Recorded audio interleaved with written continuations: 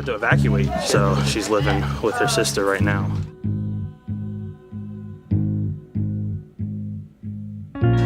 I could only imagine how it would be for myself, my family, my wife, whatever. I just can't believe there's some towns that are just completely wiped out. I mean, we had Hurricane Irene last year. I mean, we had a lot more flooding last year than anything else, but nowhere near the amount of devastation.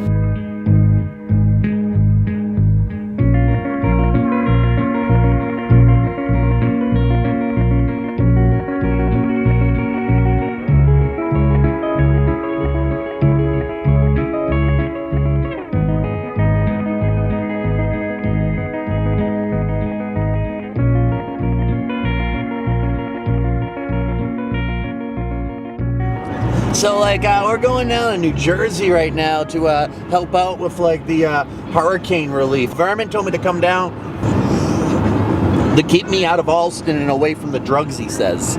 He can tell over the phone that I've been like really burning the candle at 3 different ends. Adderall, Vicodin, the DMTs. And he thinks that maybe a trip like this, you know, might help get me away from the vices that he says have been slowly corroding my artistic career. I'm really excited.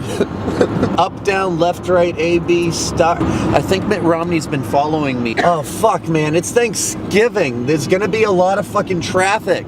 My dad gets really drunk the night before Christmas and reflects on dreams. And sometimes he gets into a bad mood, dressed up as Santa. And that's him, sinister eyes, making baby Bobby strip down to his underwear, because Bobby hasn't been a good Bobby. When we get down to the Occupy Sandy, we're going to be staying at the Rainbow Camp. And it's all these magical people and stuff. And it will always be as good as it is right now. And we won't get any older, and we'll never die. Are we on exit 78 or 95 now? I do not fucking know. I got another one of these now. Hello, Jersey card. I don't give a shit if I'm gonna get arrested for the fucking lights on. Fucking cocksuckers know what I do with these fucking hands. So, just got out of the car. It was 11 hours. We're down here at the Rainbow Rapid Relief down here at Union Beach. Vermin said it'd be good for me to, you know, come down here. I don't have a bed yet. Everybody's working and stuff, which is cool. I mean, I can work too. I got my work face and stuff. So I don't know. I mean, I'm gonna try to find where I can sort of fit in this area, do my thing and shit, and maybe meet some people and stuff down here.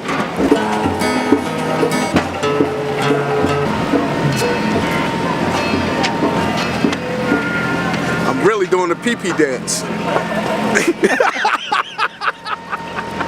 That's Ray. He's cooking here. That was Ray. He's cooking like a lot of food and stuff. Actually, right now we're doing the last leg of dinner. Now we got a couple pork loins left. Fire in the hole. In order to get what you get, you gotta work with what you got. Gotta feed the people. So what's the smoke there, boy? I've got a bag of apple chips. Oh yeah? Yeah. Let's throw them shits on. Okay. So we got pork loins and apple chips. Gonna fire up the grills and cook some food. Hey, pork loins and apple chips. Come on. Pork loins and apple chips. Hey, don't forget the applesauce. Because you gotta have the sauce in order to go with the dip so you get the right chip. Yeah, let's switch it to applesauce. Gonna grill all night and sing with Ray. Hey, pork loins and applesauce and me and Ray get married one day. These are all locals that are here plugging in and cooking. Look at all this stuff. Yep, Rainbow Family of Living Light. That's where all that kitchen gear belongs to. There's a couple of roaming buses that have commercial grade kitchens inside that do it literally all year long. The word is on the street that if you need anything, you want anything, you need to know anything, come here. So all of the other volunteers that are coming in working for the governmental agencies and for Red Cross are coming to us to find out what's going on. This is Dirty Mama. Oh, welcome to the dish pit! Put your hands in the hot water. Oh my God. I'm called Dirty Mama not because of what comes in my mouth, but what comes out of it. Yep. There's a big difference. Go on, slide it in. Slide it in the hot soapy water. Oh, yeah. Slide it all the way down. Yeah. Just a little something. What is this? A hoop. It's cock ring for a wow. There's elephant cock rings around here somewhere. The only B word a woman wants to be called is beautiful. Bitches love to be called beautiful. I'm so glad you bitches are doing this shit.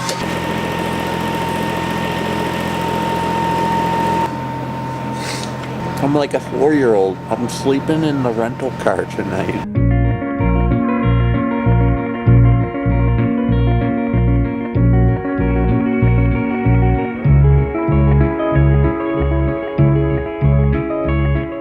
You know, seeing you guys come out here really kind of reminds me of how bad things are, but they're getting better. You know, you see trees that pull up, whole entire sidewalks. You know, you don't see that. You only see that on TV. Well, that's really bad. But then when you experience it firsthand, it really wakes you up.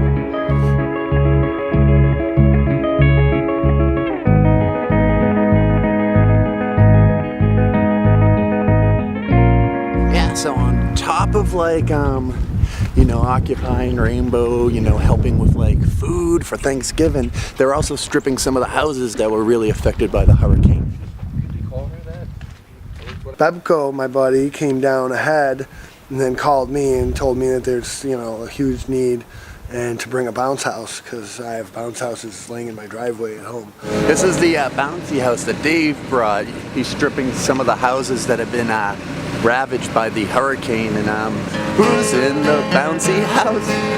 He's in the bouncy house. That bouncy house is going up and down. Yeah, the initial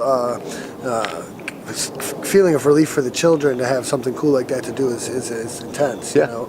So I rented the U-Haul here, and then when I threw the bounce house in there, I realized I got a whole lot of space. Man, this thing full of donations and all my tools, and I got tools spread out all over this guy's house. Since I've gotten here, it's snowballed into this massive, you know, volunteer effort and this outcry for this need. Yeah. Today's our day off. It's Thanksgiving, so, you know, we're trying not to make everybody cooking their turkey dinners have to listen to sledgehammers and pry bars cracking around their neighborhood, because there's 5 guys in this neighborhood that are waiting for us to come in there and gut their houses.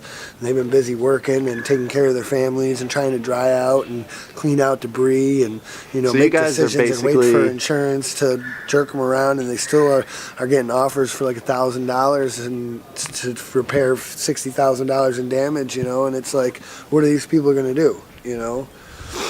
It's really neat because usually the connotation with sort of the Occupy campers is like, you know, them protesting with masks over their face like this, getting the cops out in the riot gear and stuff. This is like completely different, seeing like the energy today. It's a lot of killing people with kindness and humanitarian efforts, you know, bringing people together, and then, you know, maybe sort of planting some seeds for the change that they want to happen.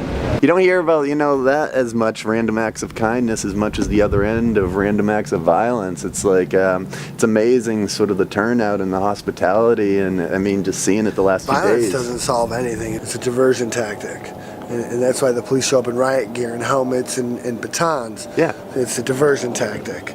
You know, they just want to divert the attention away from whatever we're trying to draw attention to. They couldn't have enough riot gear out here to stop us from helping people. Yeah. Not to mention if they stopped and put their helmet off for a second and stop listening to what they're being told and realized what we're doing, they'd pick up a sledgehammer and help us and use the taxpayer dollars for good instead of wasting their time standing in the street trying to organize people away from whatever they're doing. Yeah. You know, I mean, it's really, I mean, I've been to so many events the last couple of months and stuff, and it really is like, you know, for me, even watching it, spellbinding, you know, almost a turnaround, like a realization also in a lot of the cats that, you know, maybe going into the new year, this is probably more the effective way to sort of get out a lot of those ideas and stuff. Right. And, you know, I feel like I'm watching a bunch of pioneers, you know, cats who are really throwing themselves in. 90% of the people in this area, and even if they have a Mercedes-Benz in their driveway, are going to end up having to take out massive home refinancing loans to pay for the damages from the storm for the next 20 to 30 years. And it's not just here in Union Beach. All along the New Jersey coast, New York City, Staten Island, all in desperate need of volunteers, all in desperate need of food, all in desperate need of good work boots. Things like that are really important for these people so that they're working safely and they can continue to help people. Those are the things that we concentrate and focus on. I know it's winter time, but it still sucks when the pool goes down, you know, I mean, that's... Everything sucks, honey, that's a fact. But maybe everything that sucks one day becomes rad. Put your dickies on, grab that hammer by your reach, and meet me tonight down in Union Beach. Gonna work at Best Buy and make small talk. Hey! Hot dog and applesauce. One time. Hot dogs and applesauce. Come on. Hot dog and applesauce. Gonna work at Best Buy and make small talk. Hey! Hot dog and applesauce. Maybe we get married one day. Hear me! That was hell of a backup singer, man. No, I got a little wine. Yeah, stick to the wine. Little wine is good. Switch a little bit. It's good. The wine is good for everything. Yeah, the spaghetti. Yeah, there you go. Everything.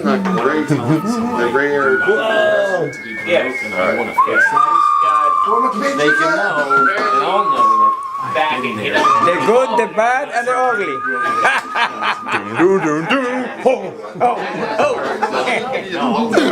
All the way from Connecticut down to Maryland. People coming together, sharing food together on this day on Rio. Thanksgiving, giving them thanks. Am I right? I met one gentleman. His name's Diamond Dave. 1, 2, 3, 4. What's up, brother? If you got any questions, I might have answers. You have answers? If you got answers, I might have questions. Dave's like one of the original beatniks. He's really neat and stuff. Buddy Beach here, by the time brings his kid by with his guitar, just down from Hibbing, Minnesota, where the wind sits on the bum, and his name was Bobby Zimmerman. Well, I've been working at Starbucks, honey. I thought you heard. I've been selling those frappuccinos, angry old birds. So I said, hey, Bob, I want you to read this. And it was Woody Guthrie's autobiography, Bound for Glory. He just talks in a beautiful stream. And he's just finished reading it.